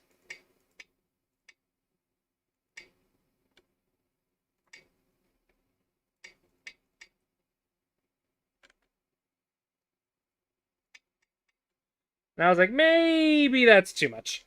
Maybe that's too much. Okay, so I just backed off, but I totally could have just played Monkey Jump. Monkey Jump's fine at this level. But it's fine. It's fine. And then we push, push, push, push, push, push, push. Technically you can block. This cut actually doesn't go anywhere. This cut does, but it's not as big as the corner. I did check the Hane, but black doesn't have to respond. Boop, boop, boop, boop, boop, boop, boop, boop. Doesn't work. So, Sente. Sente's important. Bamboo's probably better here. But it still leads to 2 empty triangles, so it doesn't really matter. I was looking at this move too, just to not do the empty triangle, but boom, boom. Yeah. So someone asked a good question. Doesn't black still invade on the left? All right, let's invade. Here's the problem. Once you lose the escape routes, your opponent doesn't attack you from the third line. Okay, once you lose the escape routes, the normal moves that you would usually expect are not going to be played. The moves that you know how to counter, that you know how to make life with, are not going to be played. Because once you lose the escape routes, it's not surround your opponent. So I'm not going to play a capping move. I'm not gonna kick and then cap. Because you're already surrounded. So I'm going to do step 3 of the attack and for the Clossi approach and take eye space. So I'm going to attack you from like the second line. I don't care if you like get out. Like if you just do this and get out, I don't care. Run. I'm going to block. There's nowhere to go. If there's no escape routes, this is also how to kill the 3/3. You attack from the second line. Because as long as there's no escape routes, you can kill invasions at this point. So you don't worry about invasions at the end of the game. If there's escape routes, then yeah, I go from the second line, all of a sudden you play a 2-space jump and you're out, then yeah, obviously that's bad. I should have surrounded. Surround first. But once you're already surrounded, once there's nowhere to go, all you have to do is reduce eye space. And you can actually kill invasions. So if you're going to invade the left, why would you start Yosei? So when I play here, why would black finish the center instead of invading? If you're going to invade, why would you choose a reduction when you have an invasion? If you wanted to invade, why would you force white to seal the area and then invade? If you wanted to invade, you should have done that instead. So it doesn't make sense, like strategy-wise, to say, I'm going to seal you and then invade. It hurts your own invasion.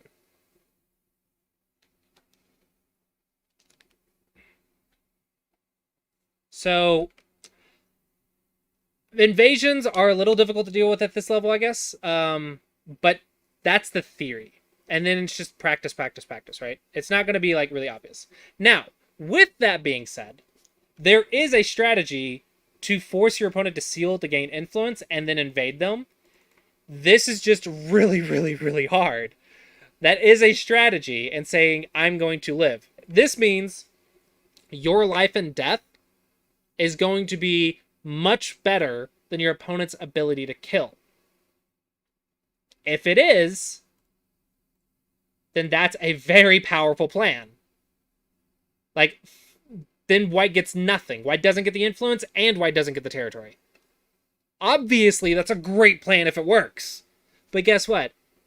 If it doesn't, you just lose the game. Because invasions are worth double. Killing that stone makes the area worth even more. Why? Because while this stone's trying to make life, I'm going to seal all of this. And that thickness, that strength, will help me reduce even more of this area. So you're actually going to lose this area by invading. And if you're dead, I still keep the area. So invasions are worth negative points if they don't work. So do I recommend this? Absolutely not. This is a very, very high risk strategy. And I want you guys to understand, like, when I teach you the Clossi approach, that's just one aspect of the game that I think is the simplest and easiest to understand. It's the fundamentals to understand. But when it comes, Go is not so simple that one strategy is the only strategy that works. There's actually various strategies in Go, but I'm giving you guys the easiest one to use, the most reliable one to use. This strategy right here is a strategy, but it's very reading intensive and very high risk, high reward. It's not very reliable. It's very dangerous. Possible, definitely possible. Like, you can't get mad at your opponent for trying this. This is a valid strategy. It's just extremely difficult and high risk. It's unreliable for increasing win rates and win percentages and ranking up. It's very unreliable. It's very high risk.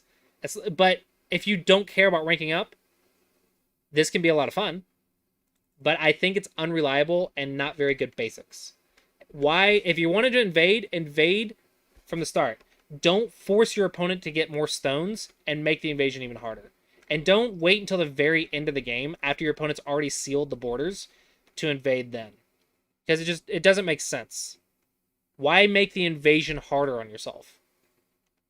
So, yes, the invasion is technically possible. And if I was black, I would definitely do it. Because if you're going to lose the game, do an all or nothing move first. If you're saying, I'm going to resign because I'm down by 40 points, well, guess what? There's no risk with this invasion now. Now it's like, if it dies, you resign. If you don't go in, you resign. You're going to lose either way, right? Do an all or nothing move. So, this is another good strategy. If you're going to resign the game, find one last resort plan that is very high risk. So 9 out of 10 times it will not work. But high risk, high reward. Well, guess what? Resigning is the perfect time to do a high risk plan. So under normal circumstances, of course don't do this. It doesn't make sense. But if you're going to resign, boom. Yeah, just high risk, high reward. If you're going to resign anyway, no risk. It's not going to change the result in any other direction but up. Right? So that's a good time. Now, with that, we also have strategies to deal with it. So we can kill this stone. We shouldn't be afraid of it. We should actually expect an all or nothing move if we're up by a lot. We should actually expect this if we're up by a lot. However, we shouldn't fear it because our basics give us ways to deal with it. Attacking stones from the second line, we should be able to kill this stone. So I'm not really worried about it. The thing I was actually worried about was this one. I actually didn't know what I would do to this one. I guess that's fine. I guess it doesn't do that much. I was a little bit worried about it. I was glance reading it. Yeah. But yeah, so if you're going to invade, the invasion is technically valid before resigning, but other than that, it's a bad move because it's inconsistent plans. It's inconsistent thinking. However, if your opponent does invade and they have no escape route, attack it from the second line is the strategy. That is the most reliable way, I think. If you want to invade sooner. Don't make it harder on yourself to invade. If you need to kill the invasion, attack it like after the escape routes. That's very important. The escape routes have to be gone. Then you can attack it from the second line. That's kind of how to deal with it.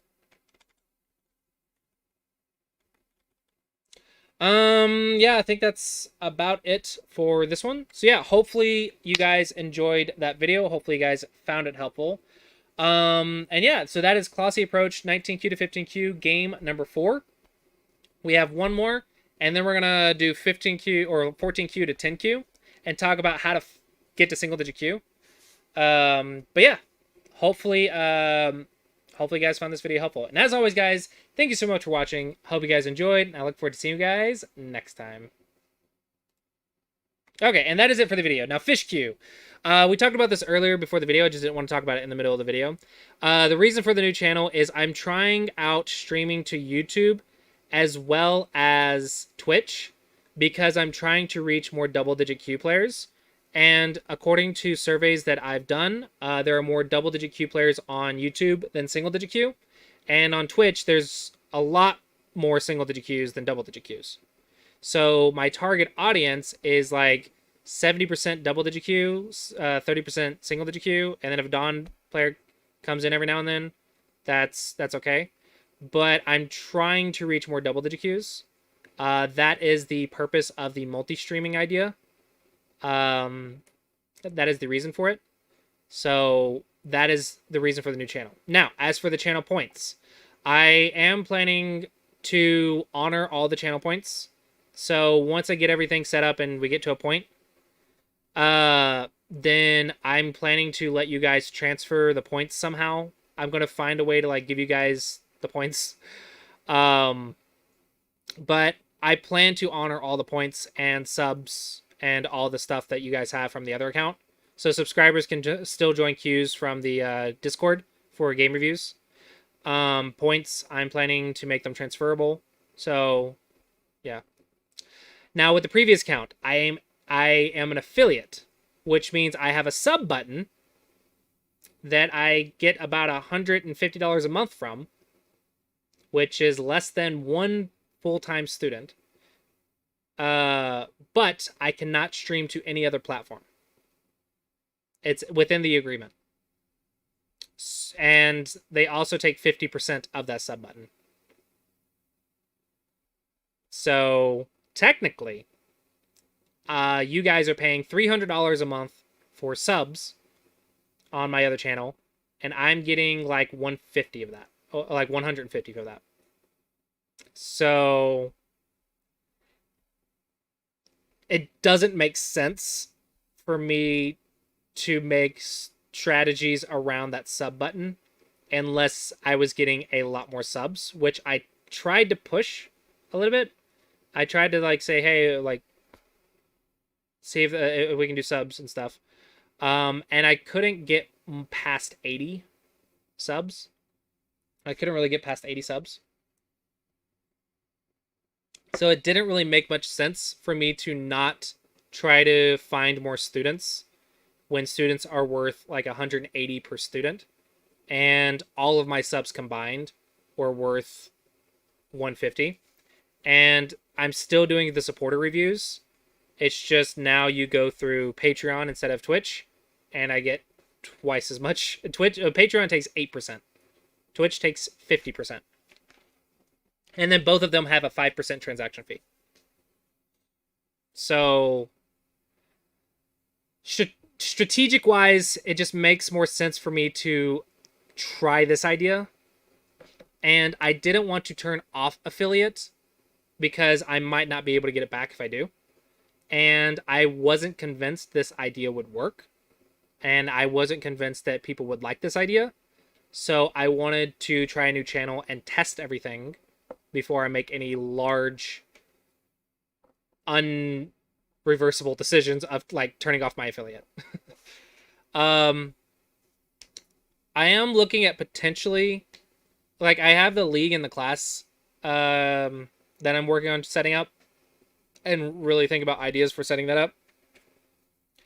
I'm thinking about doing donations for this channel, and every time I get like maybe $5 or $10, doing giveaways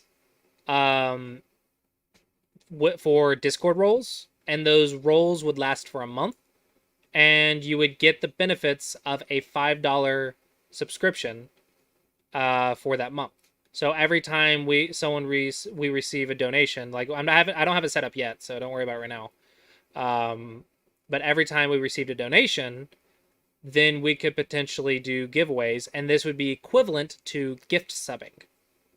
So I still like the idea of people being able to gift subs and the community benefiting from gift subs or donations. So I'm working on various ideas to both make it reasonable for me for my living, but everyone still also gets to get lessons and teaching and benefits from everything. So it's a really delicate balance, and I'm trying my best to dance that line, I guess.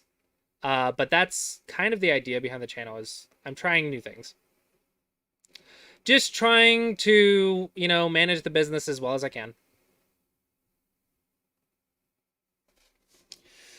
Doing the best I can to manage my business and grow it over time and still give you guys good lessons and lectures and yada yada yada.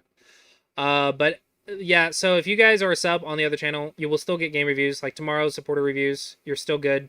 You still got that benefit. That's all fine and dandy. Yeah, it's hard. Running a business is hard. And I think I'm also really bad at running a business. I think I'm really good at teaching. I think I'm really bad about business management. I don't know. I don't really think I have a good sense for it. Like business and marketing, I think I don't understand it. Um, I think I'm a decent teacher. I have enough feedback that I think I'm okay at teaching. I'm just not very good at monetizing it. It's like just need magic money coming in, and then I can just teach everyone for free. It's just what I need. Just need the AGA to sponsor me. Like I don't know, like 5,000 a month would be ideal, because then my wife doesn't have to work at all. My kids will be set. It sounds like a lot, but it's really not. If you like want to manage a whole family and build a house and retire and all that stuff, it's really not as much. And one of my dreams is to make enough that my wife doesn't have to work. So that's why that number specifically. But like that's what I need. Like AJ just sponsors me like $5,000 a month. Then I just teach for free. Easy. Easy peasy. Easy peasy. Or win the lottery. One of those two. About the same odds. About the same odds. Yeah, so that's where I'm at. That's why the new channel. And hopefully you guys are if you guys have any feedback about how it's being run, about the channel, about the strategy, post it in Discord. I am seeking feedback this week for what you guys like, dislike, how it all works. And if it's inconvenient for you guys, let me know what is inconvenient. Maybe I can try to tackle that and make it easier for you guys. So yeah.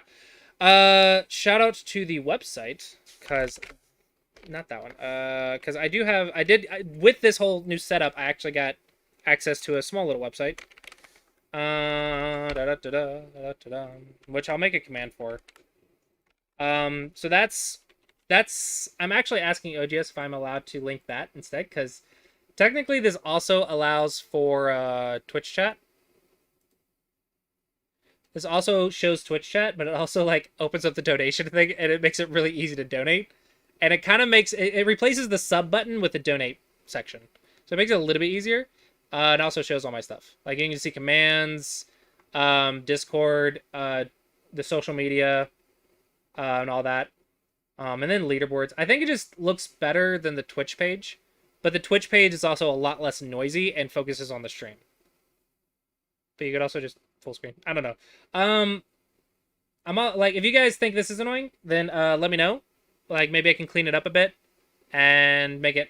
Maybe like I can move the donation down, make this bigger. Anything to improve your experience watching the stream. And then last but not least, my Patreon. For those interested in supporting what I do or signing up for game reviews or lessons, patreon.com. Infinite amount of nested. If you like what I do and want to support, that's a great way to do it. So yeah, as always, guys, hopefully you guys found the stream educational. Hopefully I was able to answer a lot of questions and get stuff going for you guys. Tomorrow we will be doing lessons and supporter reviews again. Infinite amount. See? You can even see a little small one right there. You can see the little small one right there. There's another small one right there. I can see up until there's a square about about half the size of the mouse. So 1, 2, 3, 4, 5, 6, 7, 8 or 9. I can see 8 or 9. 8 or 9 nested loops. All right. With that, let's go ahead and find someone to raid. All right, who do we want to raid? There's Grey Wolves, Bats. I could raid Bats. He'll yell at me for having a new account. Haniol. They're watching Naruto. What? That's not Go. Agora. Maybe they misunderstood what Go means. Who do we want to raid? This is for Twitch chat. Unfortunately, I can't raid with YouTube. Oh my gosh, there's Fortnite. There's Naruto. There's Fortnite. What is this channel coming to? We can do Hanio. Hanio's on Twitter. Hold on. Psychology and Go. Alright. Alright, so we can raid Hanio. / raid Hanio. Alright, as always, guys, thank you so much for watching. I hope you guys enjoyed, and I look forward to seeing you guys next time.